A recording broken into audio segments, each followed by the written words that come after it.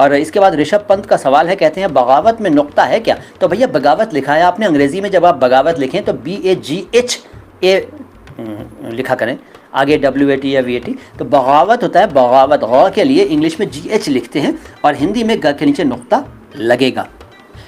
जाया क्या होता है सर, ये पूछा अभिषेक यदुनंदन ने। तो अभिषेक यदुनंदन जी, जाया जो होता है वो अगर आप उर्दू का पूछ रहे हैं तो वो ज़ाया होता है, जाया नहीं होता, ठीक है।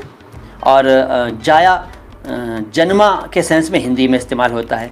जाया मतलब उसके द्वारा जन्म, मतलब उसके द्वारा मतलब जन्म दिया गया, किसी के द्वारा पैदा किया हुआ, जाया, ठीक है। एक तो उस सेंस में है, और अगर उर्दू का पूछ रहे हैं तो वो ज़ाया होता है, ज़ाया। दरअसल वो ज़्वाद अलिफ हमज़ा ऐन है, ज़ाए है, ज़ाए, लेकिन ज़ाया कह देते हैं। ज़ाया का मतलब वेस्ट, बर्बाद, निरर्थक, ठीक है। बाकी कुछ और है तो सेंटेंस बताइएगा।